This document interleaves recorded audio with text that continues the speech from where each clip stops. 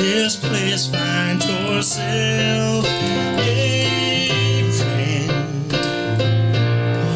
Lay down your defenses and fears. You're welcome here. Yes, you're welcome here. Yes, you're welcome here.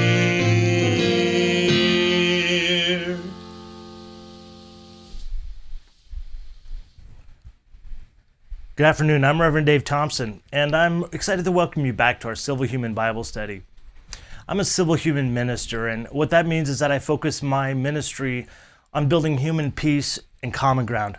So in that effort, I'm looking at my own spiritual heritage to go through the teachings of Jesus, to try to find those teachings that I feel are applicable across the board to all humans, regardless of our faith, regardless of our politics, regardless of our lifestyle. So I would love to ask you to join me to read the passage today. It's Matthew chapter 22, verses 34 through 40.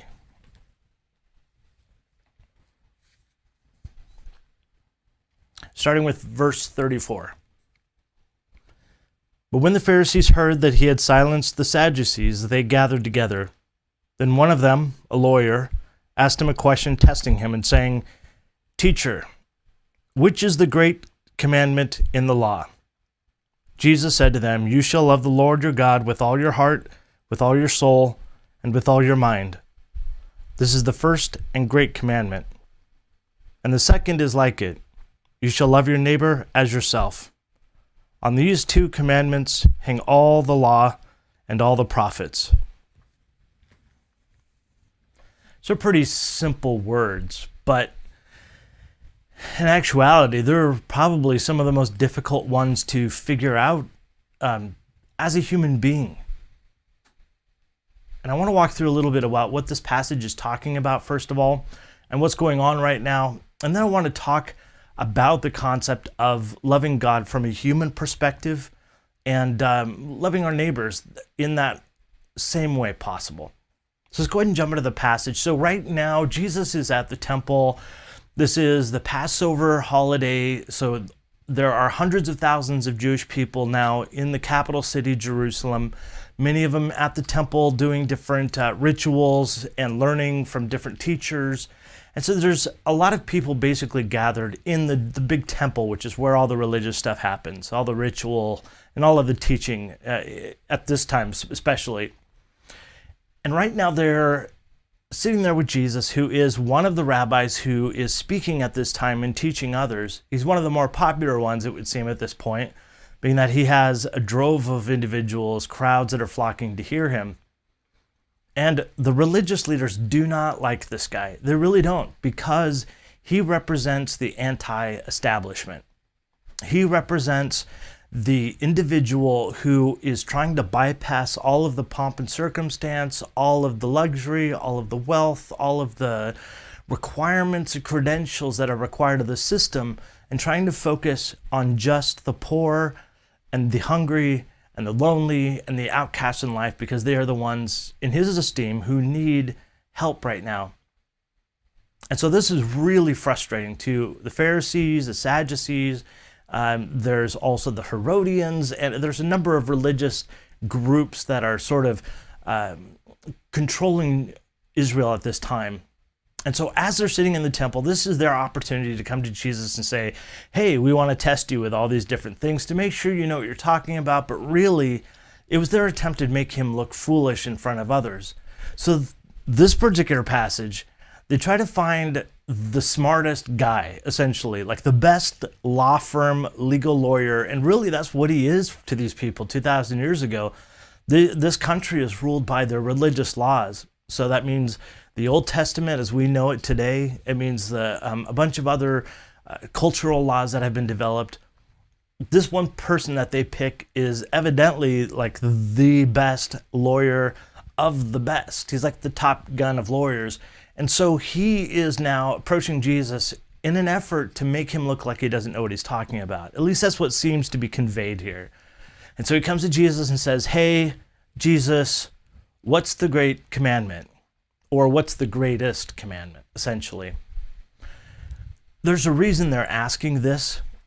It's not just because they're curious about what the greatest commandment is, or they really want to know what Jesus thinks.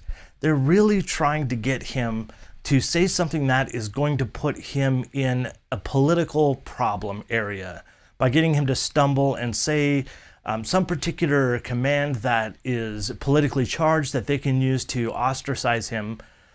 But Jesus doesn't seem to do that. He doesn't really go for the bait on the hook. Instead, he says, this is the great command, to love the Lord your God with all your heart, with all your soul, and with all your mind. And then he says, but there's a second, and I want to get to that in a second. I want to first talk about what in the world does that mean, what Jesus says there. What does it mean to love God? And especially, why does he use particularly 3 words to describe that? Your heart, your soul, and your mind. Is there a reason for those things, or is it just, poetic redundancy? It's something to say that makes it sound good. In this particular case, the emphasis is really on loving God in the most complete possible way that you can. And the idea here is loving God with the heart and passion and the construct of what drives you. That's the heart in the mind of the ancient Israel at this time. It does include the mind as well. And then there's the soul, which is where we get the word psyche from. It's the same Greek word. And here they're talking about the most basic element that gives us life, breath, the basic aspect of who we are. So loving God from the most basic aspect. And then the last one is loving with our mind. And this particular word here is very much an intellectual word here. It's very much a word that means to think through everything and to focus one's mind on that. And I want to talk about that before I get to the one that people really recall Jesus as saying a lot of, the love your neighbors yourself. And that's hugely important. I'm really excited to get there. But I do want to talk about this one first. To love the Lord your God with all your heart, your soul, and your mind. What does that mean for human beings? Because, my intention here is to look at this to try to find teachings that I feel are applicable across the board. So whether somebody's a Muslim or a Buddhist or an atheist or agnostic or Christian, my intent is to find things here that can be applicable. And I really believe that the heart of this particular verse, this particular idea, is important to atheists and agnostic people who don't have any spiritual, perhaps faith declaration. They don't claim to belong to a particular faith, or they may just feel that there is no God out there. And I certainly have a number of friends and that I love, and we have wonderful conversations about this whole thing. But I do believe that when we're talking in the sense of just basic humanity, when they use the word God here in this text, I do want to emphasize that in the ancient world here, when they hear the word God, they are talking about the heavens, which, remember, a lot of stuff is not explained at this point. This is a point in our human development where we don't know much about what happens past the clouds. So we call it the heavens. Uranos is the Greek word for that. And it basically means everything that exists past where we can reach that we haven't quite figured out. We don't know what the reasons for why it's there. And so that's where the things that have these huge effects on us, weather, sun and moon, stars, all of these things have a huge effect on us, but we can't have any control over. That's where everything comes from. And so therefore, that's kind of where God comes from. Now, when it comes to an atheist individual, how is it possible to love God if you don't believe in God? I want to point out something. Even if we might not believe that there is a God per se, like a more advanced being or some being of some sense that has been here for, since the beginning, we still can look at and marvel at and consider the grandeur of the universe. Just as human beings, we can look up into the sky and be blown away by the stars. If you go out at night, I love to go out in the middle of a field, in the middle of, rural area where there's no light, and to look up at the stars where there's just too many to count. The Milky Way is just this big white cloud across the sky. In those moments, that's where I feel that we can, as human beings, find a love for God that may not represent a particular spiritual person or entity, but it does represent appreciation and respect for the way the universe is and the way that the universe operates. Because as human beings, we all together work by the same rules of the universe, regardless of our politics, regardless of our faith or our lifestyle. We all are bound by the universe's laws, and that is, for every action there is a reaction. It's one of the most foundational elements of physics. And so when we look at that, I truly believe that it is beneficial for us as humans to have that love and appreciation for, to consider it, to dwell on it, to look at nature and see the order of it, to find the way that we fit into it. Those things I think are human and can be appreciated, and we can find a love for God in that sense. So going into the second commandment, in this time and in this passage, when Jesus is talking to the particular people here, this lawyer in particular, they all know that that's pretty much it, that that's the great commandment, to love the Lord your God with all your heart, your soul, and your mind.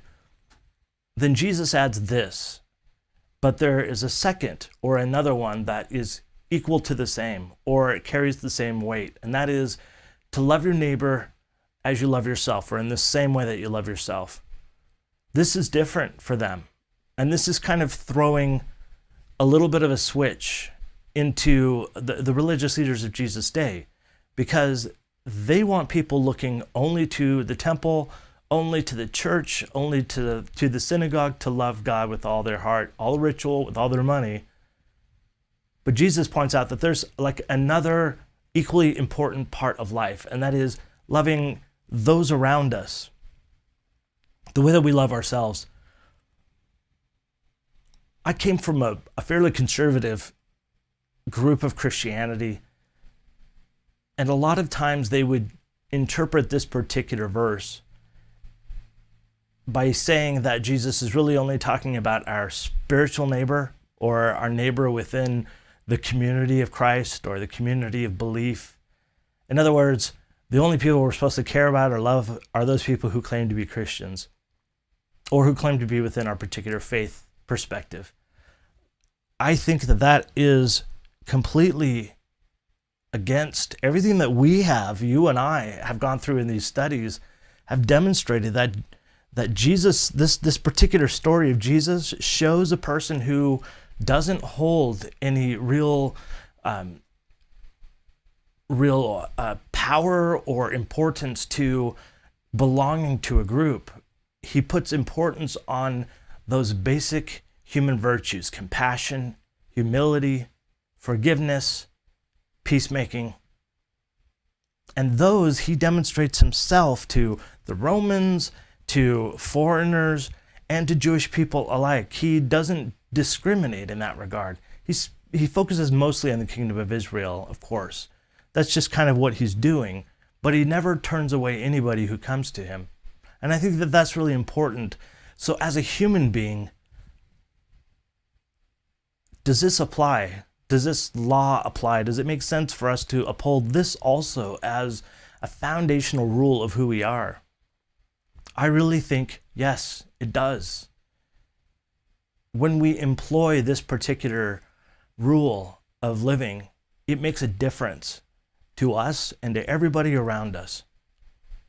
This word here that's used to describe love, it's agapao, which in the Greek essentially means a decisionary love or a love of commitment. There's different kinds of loves that are described in Greek. There's phileo, which is like a friendship or adoration love.